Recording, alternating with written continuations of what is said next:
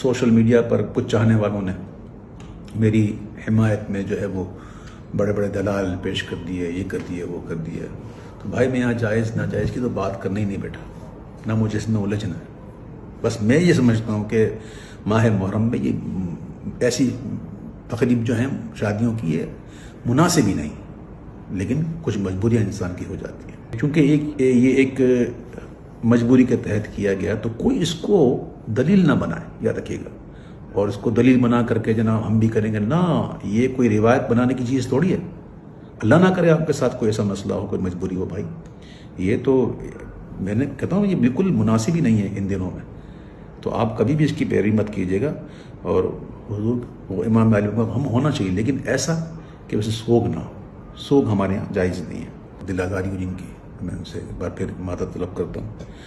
اور آخر میں یہ دعا کرتا ہوں کہ اللہ تعالیٰ ہمیں سرکار دو عالم صلی اللہ علیہ وسلم کی محبت میں، حب صحابہ میں اور حب اہل بیت رضوان اللہ تعالیٰ عنہ میں ہمیں جینا نصیب فرمائے، اور انہیں کی محبت میں موت نصیب فرمائے. اللہ تعالیٰ میری دعاؤں کو قبول فرمائے. آمین یا رب العالمین. الحمدللہ میں امیر اہل سنت مولانا محمد الیاس عطار قادری کا تربیت یافتہ ہوں. ان کی صحبت میں رہ چکا ہوں. اللہ کا شکر ہے. فیضان امیر معاویہ عاشق مصطفیٰ حضرت معاویہ زاہد و پارسا حضرت معاویہ خوبرو خوش ادا خوش نما خوش لقا حضرت معاویہ مخلص و باوفا حضرت معاویہ بے گناہ بے خطا حضرت معاویہ بے گناہ بے خطا حضرت معاویہ بے گناہ بے خطا حضرت معاویہ. اتوار کو بڑی رات ہے 22ویں شب، اتوار کو جلوس بیعت معاویہ نکلے گا اور انشاءاللہ مدنی مذاکرہ ہوگا اور لنگر معاویہ بھی کھائیں گے انشاءاللہ. فیضان امیر معاویہ. تمام مومنوں کے آپ پیارے مامو جان، مامو جان ہے، مامو جان ہے، مامو جان ہے.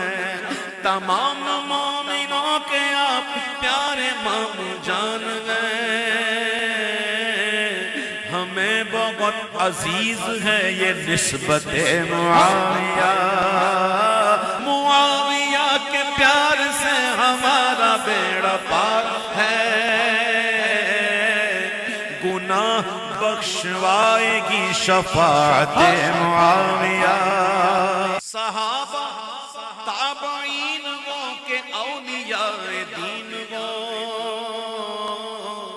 سب اہل حق نے مانی ہے امامت معاویہ. ہر ایک عدو پہ لعنت خدا کی اور رسول کی ہے، باعث رضائے رب اطاعت معاویہ.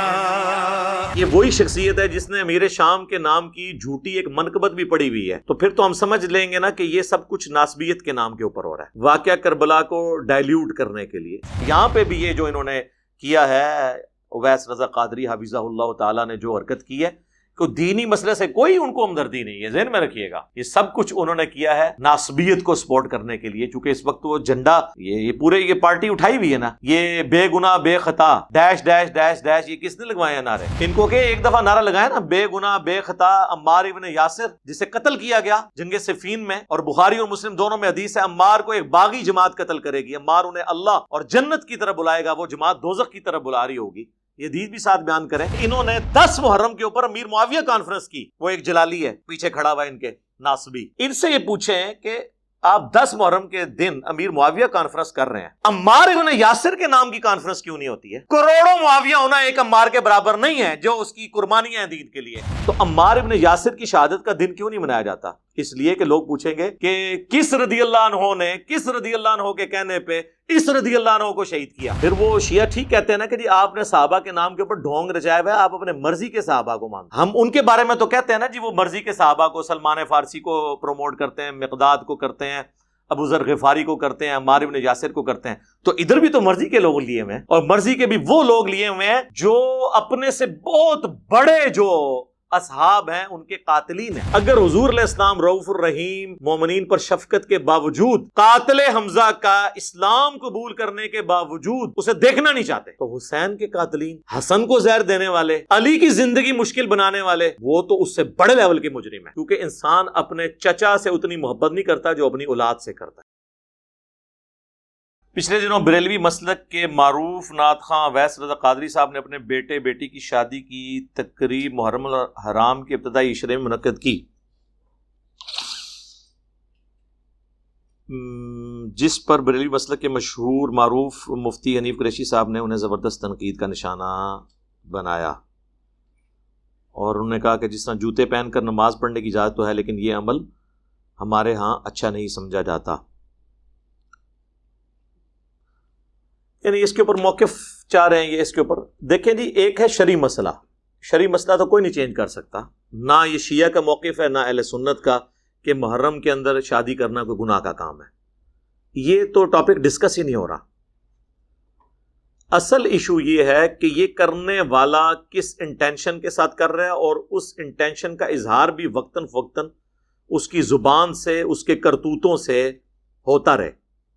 یہ وہی شخصیت ہے جس نے امیر شام کے نام کی جھوٹی ایک منقبت بھی پڑی ہوئی ہے, تو پھر تو ہم سمجھ لیں گے نا کہ یہ سب کچھ ناسبیت کے نام کے اوپر ہو رہا ہے, واقعہ کربلا کو ڈائلیوٹ کرنے کے لیے. ان سے پہلے بھی بہت لوگ آئے, اس طرح کرنے سے کچھ ہوتا نہیں ہے. اگر یہ کہتے ہیں نا جی ہم اس لیے کہہ رہے ہیں کہ لوگ اسے معیوب سمجھتے ہیں, تو میں انہیں پھر ایک الزامی جواب پھکی کے طور پہ کہتا ہوں کہ اویس رضا قادری صاحب حافظہ اللہ تعالی, ہم دعائے خیر کرتے ہیں ان کے لیے, میں ان کا بڑا معتقد, یعنی نعت خوانی کا شوق انہی کی وجہ سے مجھے ہوا. پہلی دفعہ میں نے انہیں لائیو سنا تھا داتا دربار کے اوپر 1996 میں لاہور کے اندر نا, اس وقت تو داڑھی بھی کالی تھی. پھر ایک دفعہ جیلم بھی آئے, یہ میرے خیال 2004-05 کی بات ہوگی, تو ہم نے ان کی دعوت بھی کی اپنے گھر میں, لنچ وغیرہ ہم نے اکٹھا کیا. ان کے قریبی دوست تھے, وہ میرے والد صاحب کے دوست تھے, تو ان کے کہنے پہ پھر وہ ہمارے گھر بھی آ گئے. تو یہ اعلیٰ حضرت امام احمد رضا بریلوی صاحب کو بڑا کوٹ کرتے ہیں, ان کا کلام ایسا پڑھتے ہیں جیسا کہ پڑھنے کا حق ہے. باقی لوگ تو خالی پڑھتے ہیں, ان کو اس کا فہم بھی ہے کہ یہ اتنی مشکل جو شاعری ہوئی ہے, اس میں جو استعارے استعمال ہوئے ہیں وہ سارا ایکسپلین بھی کرتے ہیں. تو اعلیٰ حضرت ہی نے فتاوی رضویہ کے اندر یہ فتویٰ لکھا ہے ننگے سر نماز کے بارے میں. فقہا کا قول نقل کیا ہے, اسے انڈورس کیا ہے کہ ننگے سر نماز پڑھنا درست ہے, اور اگر کسی مرد کو ننگے سر نماز پڑھنے میں خشوع و خضوع ملتا ہو تو وہ ننگے سر ہی نماز پڑھے.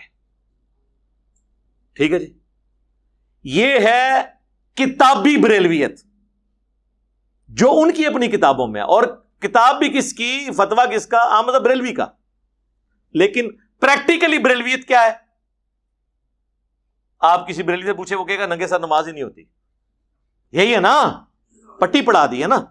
پریکٹیکلی ان کو یہ انہوں نے دیا ہوا ہے. جوڈیشری کی ان کی لینگویج اور ہوتی ہے, عوام کی لینگویج اور ہوتی ہے. تو اب میں اویس رضا قادری صاحب سے کہوں گا, آپ بھی اور آپ کے وہ جو باپا جانی پیر صاحب ہیں ریاض قادری صاحب, یہ سب لوگ یہ ایک پورا عشرہ جو ہے ربیع الاول شریف آنے والا ہے, ربیع الاول شریف کا پہلا عشرہ جس میں انہوں نے جلسے جلوس یہ سب کچھ کرنا ہے, یہ سب لوگ ننگے سر کیوں نہیں جلسے جلوس کرتے, اور نماز بھی سب اجتماعی ننگے سر پڑھیں تاکہ اپنی عوام کو یہ منوا لیں کہ مرد کی ننگے سر نماز ہو جاتی ہے. جس طرح انہوں نے محرم میں شادی کر کے یہ منوانے کی کوشش کی ہے کہ محرم میں شادی درست ہے, تو یہ بھی بنائے نا پھر. اب تو آپ کا کیا خیال ہے, یہ کریں گے؟ اس لیے نہیں کریں گے کہ اس میں ان کے فرقے کا نقصان ہے. تو یہ لوگ شرعی مسئلوں کو بالکل فالو نہیں کر رہے ہوتے, ان کے اندر چھپی بھی ناسبیت ہوتی ہے, ایجنڈوں کو فالو کر رہے ہوتے ہیں. اور یہ صرف اس کا نہیں ہے, یہ باقی فرقوں کا بھی حال ہے, انہوں نے مسئلے گود لیے ہوئے ہیں. دیوبندی پوری زندگی 12 ربیع الاول کے جلوس کو بدعت کہتے رہے، حتیٰ کہ تنگ آ کے انہوں نے شیعہ کے بکس کے اندر یکم محرم کو حضرت عمر فاروق کا یوم شہادت مناتے ہوئے وہ بھی جلوس نکالنے شروع کر دیے۔ سیدنا عمر فاروق رضی اللہ تعالیٰ عنہ ان کے جلسے جلوسوں کے محتاج نہیں ہیں، لیکن ہم پوچھیں گے کہ کروڑوں عمر قربان رسول اللہ کے قدموں پر صلی اللہ علیہ وآلہ وسلم، حضرت عمر کی وفات پہ جلوس نکلے تو وہ سنت ہو، حالانکہ وہ غم کا موقع ہے۔ حضور کی پیدائش کی خوشی میں 12 ربیع الاول یا آپ کے نزدیک 9 ربیع الاول کا جلوس نکالنا بدعت کیوں ہو گیا؟ حضور کا تو مرتبہ زیادہ ہے، نکالے، وہ نہیں نکالیں گے کیوں؟ وہ لیبل نہیں ہے فرقے کا، وہ بریلویوں کا ہے، وہ پہلے ہی انہوں نے بکنگ کرا لی ہے۔ ہاں، انہیں بک نہیں ہو سکتا، یہ مسئلہ بک نہیں ہو سکتا کیونکہ وہ کیش کرا لے، انہوں نے مان لیا نا سارا کچھ۔ تو یہ ناسبیت ہے، حالانکہ یکم محرم سیدنا عمر کا یوم شہادت ثابت ہی نہیں، میرا اس پہ پورا کلپ ریکارڈ ہے، میں اہل سنت کی تمام سیرت کی کتابیں جو خلفائے راشدین کے بارے میں لکھی گئی، اور یہ مولویوں کی نہیں، محدثین کی، ابن اثیر کی اسد الغابہ، اس کی شرح 8000 صحابہ کے علاتے زندگی ابن حجر اسقلانی نے لکھے الاصابہ، اس کی عبارتیں دکھائی ہیں، الاستیاب امام ابن عبد البر کی، ساری یہ بڑی کتابیں ہیں، سب میں ہے کہ 26 ذوالحجہ 23 ہجری میں سیدنا عمر کی شہادت ہوئی، اور یکم محرم سے پہلے حضرت عثمان کی بیعت ہو چکی بھی تھی، لیکن انہوں نے ضد میں کہا کہ یکم محرم کریں تو چلے ڈائلیوٹ ہو جائے، جلوس نکال رہے ہیں۔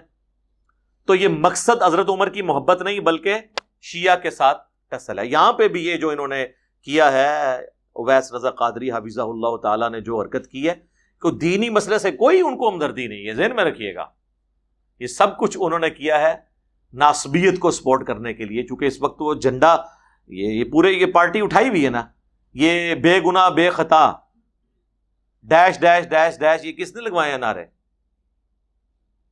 ان کو کہ ایک دفعہ نعرہ لگایا نا، بے گناہ بے خطا عمار ابن یاسر، جسے قتل کیا گیا جنگ صفین میں، اور بخاری اور مسلم دونوں میں حدیث ہے عمار کو ایک باغی جماعت قتل کرے گی، عمار انہیں اللہ اور جنت کی طرف بلائے گا، وہ جماعت دوزخ کی طرف بلا رہی ہوگی۔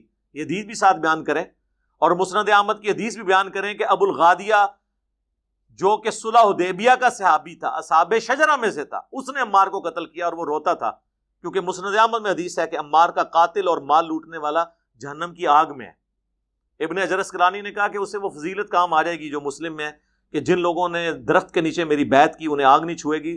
تو شیخ البانی جو محدث اعظم تھے سعودیہ کے، انہوں نے کہا کہ نہیں، جب حکم خاص آ جائے پھر عام فضیلت اٹھ جاتی ہے، چونکہ یہ خاص بات آ گئی کہ عمار کا قاتل اور مال لوٹنے والا جہنم میں ہے، اب وہ چاہے بدری ہو چاہے صلح حدیبیہ کا ہو، حضور نے جب اسپیسیفکلی فرما دیا عام فضیلت اس سے اٹھ گئی۔ اور یہ سب کو پتہ ہے، یہ بریلویوں دیوبندیوں کے ساتھ اہل حدیث نہیں جھگڑتے، جب ان کو کہتے ہیں وَإِذَا قُرِئَ الْقُرْآنُ فَاسْتَمِعُوا لَهُ، تو وہ کہتے ہیں نہیں نہیں، جب یہ خاص آ گیا نا لا صلاۃ لمن لم یقرأ بفاتحۃ الکتاب، تو اب وہ حکم عام اٹھ جائے گا۔ فاتحہ جو ہے نا اس کے علاوہ کی قرات سننی چاہیے، فاتحہ تو آپ نے دب کے رکھنی ہے، کرتے ہیں نا وہاں، اپنے سارے مسئلے انہوں بتانے، پھر شہادتیں منا رہے ہوتے ہیں۔ ہم کہتے ہیں کہ یہ انہوں نے 10 محرم کے اوپر امیر معاویہ کانفرنس کی، وہ ایک جلالی ہے پیچھے کھڑا ہوا ان کے ناسبی، ان سے یہ پوچھیں کہ آپ 10 محرم کے دن امیر معاویہ کانفرنس کر رہے ہیں، عمار ابن یاسر کے نام کی کانفرنس کیوں نہیں ہوتی ہے؟ کروڑوں معاویہ ہونا ایک عمار کے برابر نہیں ہے جو اس کی قربانیاں ہیں دین کے لیے، جس کے ماں باپ اسلام کے پہلے شہداء ہیں، سیدہ سمیہ اور سیدنا یاسر۔ اور حاکم کے اندر حدیث ہے، نبی علیہ السلام نے فرمایا عمار سر کے بالوں سے پاؤں کے ناخنوں تک ایمان سے پر ہے۔ اور صحیح بخاری میں حدیث ہے کہ اللہ نے عمار کی زبان کو شیطان سے محفوظ کر دیا ہے، اس کی زبان پہ حق جاری ہوتا ہے۔ حق سن لیں، پھر صحیح بخاری میں ہے کہ انہوں نے کوفے کے ممبر پہ خطبہ دیا، لوگو اللہ نے تمہیں آزمایا ہے، ایک طرف دنیا اور آخرت میں تمہارے نبی کی بیوی عائشہ ہیں، آخرت میں بھی بیوی ہیں، مرتبہ کم نہیں ہوا، لیکن اللہ تمہیں آزمائے گا کہ تم عائشہ کی اطاعت کرتے ہو یا اللہ کی اطاعت، کیونکہ حضرت علی کی اطاعت اللہ کی اطاعت ہے۔ یا ایھا الذین آمنوا اطیعوا اللہ واطیعوا الرسول واولی الامر منکم۔ تو سیدنا عمار ابن یاسر نے سیدہ عائشہ کے جنگ کرنے کو اللہ کے خلاف جنگ قرار دیا. دوسری طرف ان کی عزت بھی کی کہ دنیا اور آخرت میں وہ تمہارے نبی کی بیوی ہے. یہ زبان سے ان کے حق جاری ہوا نا. تو عمار ابن یاسر کی شہادت کا دن کیوں نہیں منایا جاتا؟ اس لیے کہ لوگ پوچھیں گے کہ کس رضی اللہ عنہ نے کس رضی اللہ عنہ کے کہنے پہ اس رضی اللہ عنہ کو شہید کیا.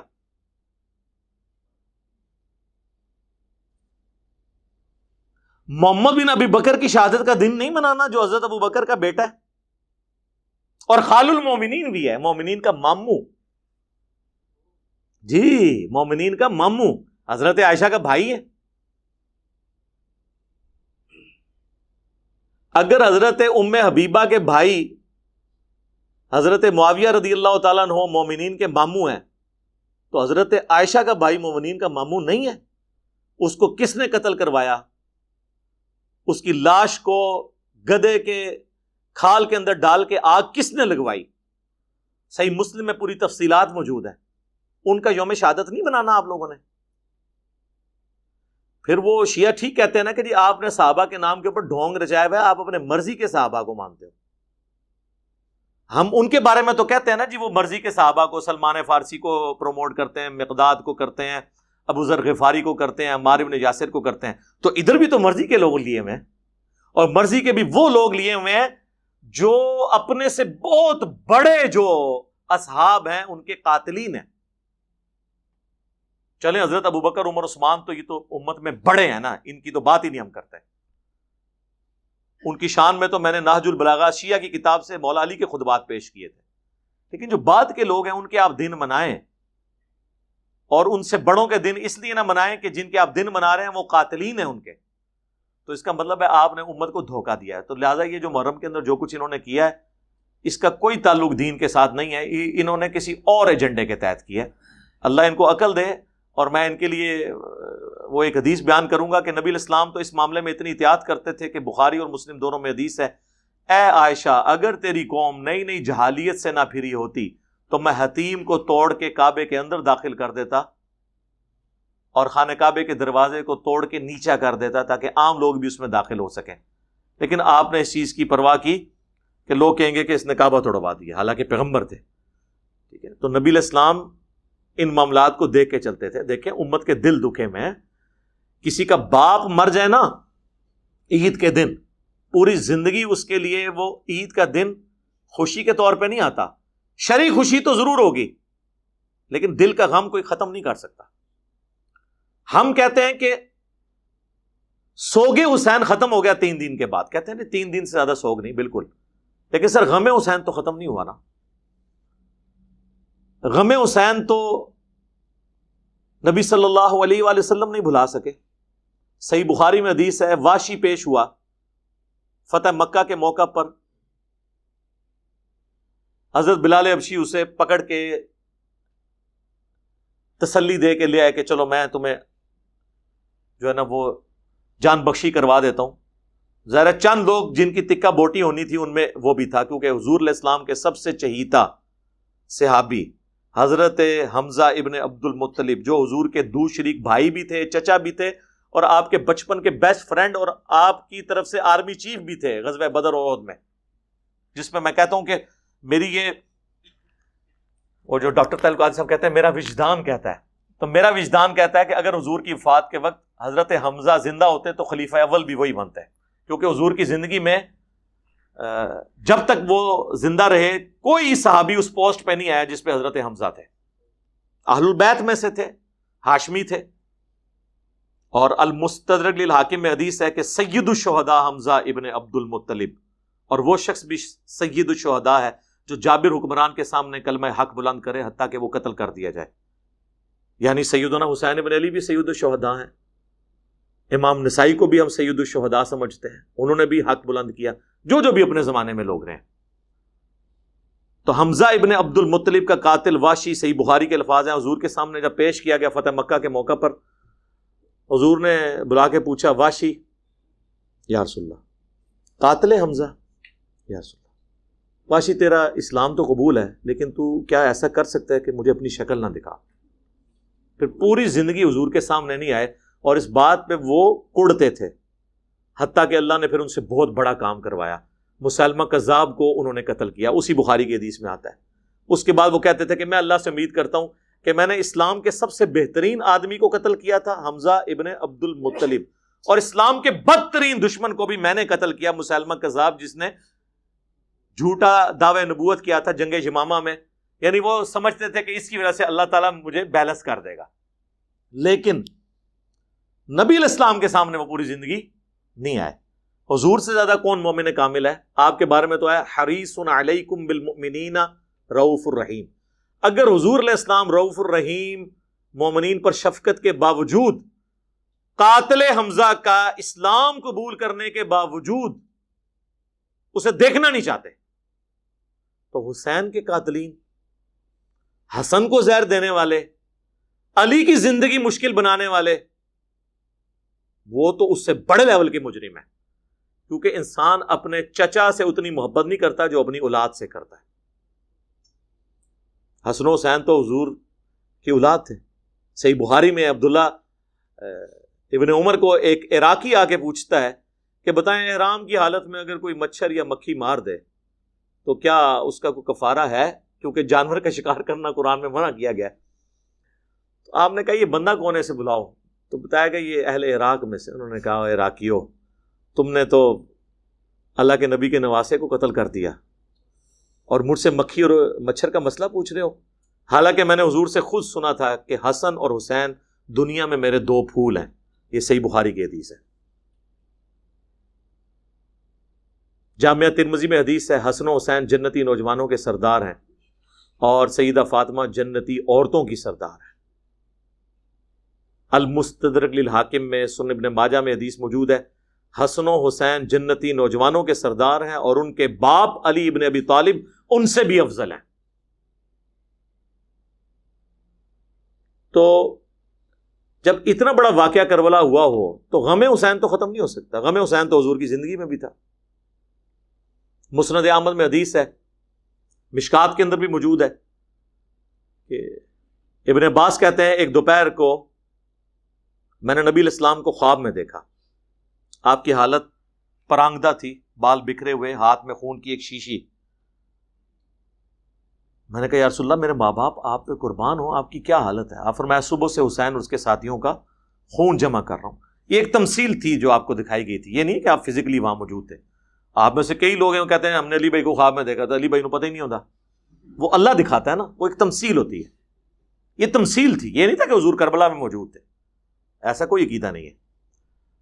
تو وہ کہتے ہیں میں گھبرا کے اٹھا، میں نے وہ دن اور تاریخ یاد رکھی، اور بعد میں خبر جب آئی، ظاہر انٹرنیٹ کا دور تو نہیں تھا، اسی دن 10 محرم 61 ہجری میں حسین ابن علی کو شہید کیا گیا تھا۔ تو غم حسین تو ابھی تک جاری ہے سر، حضور کی وفات کو 50 سال ہو چکے ہیں اور غم حسین جاری ہے۔ 50 سال کے بعد اللہ نے تمثیل دکھائی نا، تو 3 دن کے بعد تو سوگ ختم ہو گیا تھا، غم حسین جاری حضور کی زندگی میں۔ غم حسین تو حسین کی تکلیف سے پہلے بھی شروع ہو گیا۔ مسند احمد میں حدیث ہے، مولا علی کہتے ہیں میں حضور کے سامنے ایک دفعہ حاضر ہوا تو میں نے دیکھا کہ حسین ابن علی کو آپ نے گود میں اٹھایا اور مبارک آنکھوں سے آنسو روائے۔ میں نے کہا یا رسول اللہ میرے ماں باپ آپ پہ قربان، آپ کو کس نے غمگین کر دیا؟ کہا کہ ابھی ابھی جبرائیل علیہ السلام آئے تھے اور انہوں نے مجھے بتایا کہ آپ کے اس بچے کو جس سے آپ اتنی محبت کر رہے ہیں فرات کے کنارے پیاسا شہید کر دیا جائے گا۔ تو میری خواہش پہ انہوں نے کربلا کی سرخ مٹی بھی ہاتھ یوں مار کے، ظاہر ہے وہ ایک فرشتے کا ہاتھ تھا، لا کے مجھے دکھائی کہ یہ وہ مٹی ہے۔ اور یہ حدیث مولا علی نے بیان کی جب آپ جنگ نہروان یا صفین کے لیے گزر رہے تھے، تو نینوا مقام کے اوپر آپ نے کہا اصبر یا ابا عبداللہ، اے ابو عبداللہ۔ یہ ابو عبداللہ کنیت تھی حضرت حسین ابن علی کی۔ صبر کرنا، صبر کرنا اے ابو عبداللہ، صبر کرنا۔ تو وہ ساتھی کہتے ہیں میں حیرانگی میں مبتلا ہو گیا کہ مولا علی کس سے باتیں کر رہے ہیں۔ تو انہوں نے کہا کہ مجھے حضور نے یہ بات بتائی تھی جب حضور کی گود میں حسین تھا کہ یہاں پہ میرا حسین شہید کیا جائے گا، تو میں یعنی اپنے حسین کو کہہ رہا ہوں کہ جب تیرے پہ یہ وقت آئے تو صبر کرنا۔ اور یہ منوس مارے کہتے ہیں ڈاکوؤں نے مار چھڑیا ہے، ڈاکا تھوڑے ایمان تے پیا ہوا ہے تو ڈاکو ہی نظر آنے نے نا. ہم یہ پوچھتے ہیں کہ کیا حسین ابن علی کو حضور کا نواسا ہونے کی وجہ سے جنتی نوجوانوں کی سرداری ملی ہے؟ اس اسلام میں ہوتے ہوئے جو اسلام تقوی کی بنیاد پہ فیصلہ کرتا ہے ان اکرمکم عند اللہ اتقاکم، کیا آپ یہ ایکسپیکٹ کر سکتے ہیں وہ اسلام جو رشتہ داری کو دوسرے نمبر پہ رکھتا ہے تقوی کو پہلے نمبر پر؟ کیونکہ مسلم کی حدیث ہے جسے اس کے عمل نے پیچھے چھوڑ دیا اس کا نسب اسے آگے لے کے نہیں جا سکتا. تو ہم یہ پوچھتے ہیں کہ حسین ابن علی نے حضور کی زندگی میں کون سی جنگ لڑی ہے؟ نہ بدر لڑی، نہ احد لڑی، نہ خندق، نہ تبوک پہ. اس وقت تو آپ حضور کی وفات کے وقت آپ کی عمر تو بمشکل 5.5-6 سال تھی. تو حضرت حسین نے کون سا ایسا کارنامہ کیا ہے جس کی وجہ سے ان کے نسب نے بھی انہیں فائدہ پہنچایا، اتنا بڑا انہوں نے عمل کیا ہے؟ تو وہ یہ کربلا ہی ہے کہ جب سب لوگ مصلحت کا شکار ہو جائیں اس وقت اپنے خون سے اختلافی نوٹ لکھ کے بتا دیا کہ حق کے لیے مختصر جماعت بھی کھڑی ہو، یہ پرواہ نہ کرے کہ میرے ساتھ لوگ ہیں یا نہیں ہیں، لیکن سچائی کے لیے کھڑے ہو جائیں. یہ وہ اختلافی نوٹ ہے. تو امت کے دل دکھے ہوئے ہیں. ہم یہ کہتے ہیں کہ یہ اویس رضا قادری صاحب اپنے کسی بیٹے یا پوتے کا نام یزید رکھیں نا، اور کہنے نہیں میں یزید ابن معاویہ کی نسبت سے نہیں رکھ رہا، لوگ اس نام سے اتنی نفرت کرتے ہیں تو میں نے سوچا یزید نام کے تو کتنے صحابہ ہیں. یزید بن ابی سفیان جنگ یرموک میں چند بڑے کمانڈرز میں سے تھے حضرت ابو عبیدہ کے ساتھ، حضرت معاویہ کے بھائی، وہ صحابی ہیں. تو چونکہ یزید نام سے لوگ بہت نفرت رکھتے ہیں لہذا میں اپنے بچوں کے نام یزید رکھوں گا، لیکن وہ یزید ابن معاویہ والا نہیں، یزید بن ابی سفیان والا رکھنا نا. اور اپنی کنیت رکھ ابو یزید، یزید دا ابا، یزید دا پیو. ہوں تو با یزید بستامی دا بھی نام جڑا نا لیندے نے حضرت بستامی. انہوں پتہ تھلو کو بولنا پوے کہ یار یہ کیڑا بستامی؟ کہنے جی باجید بستامی جو تھے وہ قبر پہ جا کے بیعت ہوئے تھے حضرت امام جعفر کے. امام جعفر کے ماننے والے آج اپنی کنیت ابو یزید نہیں رکھ رہے تھے. جیڑا ڈائریکٹ مرید ہے انہیں اپنی کنیت رکھی ہے ابو یزید. واہ واہ کیا بات ہے، کہانیوں بڑھاؤ جڑی پگڑی نہ جائے. تو یہ شرعی گرفت کی میں نے بات نہیں کی ہے، لیکن چونکہ یہ سب کچھ ان کی اپنی ڈاکٹرن میں بھی غلط ہے اور اخلاقی اقدار کے اعتبار سے بھی میں نے اسے بریف کر دیا. باقی تو اس پہ بہت دیر بولا جا سکتا ہے. آج تو میرے 28-29 محرم ہو گئی ہے. علی بھائی آپ نے کافی مرتبہ کہا کہ اہل بیت سے بغض رکھنے والے کے ساتھ نرمی کا رویہ رکھنا بھی بغض اہل بیت ہے، تو پھر آپ بنو امیہ کے لوگوں کے اہل بیت پر سب و شتم بھی بیان کرتے ہیں، انہیں رضی اللہ عنہ بھی کہتے ہیں. میرے بھائی اس پہ میں کافی دفعہ بول چکا ہوں. وہ رضی اللہ عنہ انہیں نہیں کہہ رہے ہوتے، صحابیت کی نسبت کی وجہ سے کہہ رہے ہوتے ہیں. اور دوسری بات، میں کسی کو رضی اللہ عنہ کہہ دوں اس نے رضی اللہ عنہ کوئی نہیں بننا، اور جسے رضی اللہ عنہ اللہ نے بنا دیا ہے میرے نہ کہنے سے اس کا ٹائٹل چھیننا کوئی نہیں. ٹھیک ہے. باقی میری ایک ویڈیو آپ دیکھ لیں، حضرت معاویہ رضی اللہ تعالیٰ عنہ سے متعلق 15 اہل سنت کے ائمہ کی رائے، جو میں مولا علی سے شروع ہوں بلکہ نبی الاسلام سے، مولا علی، عمار ابن یاسر، صحابہ، تابعین، تبع تابعین، محدثین، وہ میں نے سارا کچھ بیان کیا. اللہم انی اسألک بانک انت اللہ لا الہ الا انت الاحد الصمد الذی لم یلد ولم یولد ولم یکن له کفوا احد وإلہکم الہ واحد لا الہ الا هو الرحمن الرحیم الف لام میم اللہ لا الہ الا هو الحی القیوم اللہم صلی علی محمد وعلی آل محمد اللہم اغفر لحینا ومیتنا وشاہدنا وغائبنا وصغیرنا وکبیرنا وذکرنا وانثانا اللہم من احییتہ منا فاحیہ علی الاسلام ومن توفیتہ منا فتوفہ علی الایمان ربنا آتنا فی الدنیا حسنہ وفی الآخرۃ حسنۃ وقنا عذاب النار ربنا آتنا من لدنک رحمہ وہیئ لنا من امرنا رشدا. اے اللہ حاضرین کے دلوں میں جو جو نیک اور جائز دعائیں ہیں اپنی بارگاہ میں قبول منظور فرما. حاضرین کے گھروں میں جو پریشانیاں ہیں، بیماریاں ہیں، اے اللہ رزق کی بے برکتی ہے تو اے اللہ اسے دور فرما. حاضرین کے جو چھوٹے بڑے رشتہ دار فوت ہو چکے، اے اللہ ان کی مغفرت فرما. اور جتنے بھی مسلمان ہیں اے اللہ دنیا میں ان سب کے حق میں یہ دعائیں قبول و منظور فرما۔ اے اللہ ہماری ہمارے ماں باپ کی پوری امت کی مغفرت فرما، ہمارے بیوی بچوں کی مغفرت فرما۔ اے اللہ ہماری ہمارے ماں باپ کی ہمارے بیوی بچوں کی پوری امت کی تمام دینی دنیاوی جسمانی روحانی ظاہری باطنی پریشانیاں تکلیف مصیبتیں دکھ بیماریاں دشواریاں دور فرما۔ جن جن بھلائیوں کا سوال تیرے محبوب علیہ السلام نے تجھ سے کیا ان کے حق میں قبول و منظور فرما۔ جن جن چیزوں کے شر سے تیرے محبوب صلی اللہ علیہ وآلہ وسلم نے تیری پناہ طلب کی ان کو ان چیزوں کے شر سے اپنی پناہ عطا فرما۔ ہمارے ملک پاکستان کی خیر فرما، پورے عالم اسلام کی خیر فرما۔ دنیا میں مسلمان جہاں کہیں بھی مظلومیت کا شکار ہیں اللہ، چائنا میں، کشمیر میں، افغانستان کے اندر، فلسطین کے اندر، عراق کے اندر، شام میں، اے اللہ غیب سے ان کی عزت آبرو جان و مال کی حفاظت فرما۔ اے اللہ جو کچھ مانگا وہ بھی عطا کر دے، جو نہ مانگ سکے ہمارے حق میں بہتر ہے تو ہمیں بن مانگے ہی عطا فرما دے۔ سبحان ربک رب العزت عما یصفون وسلام علی المرسلین والحمد للہ رب العالمین وصلی اللہ علی النبی الکریم وعلی آلہ وصحبہ اجمعین الی یوم الدین۔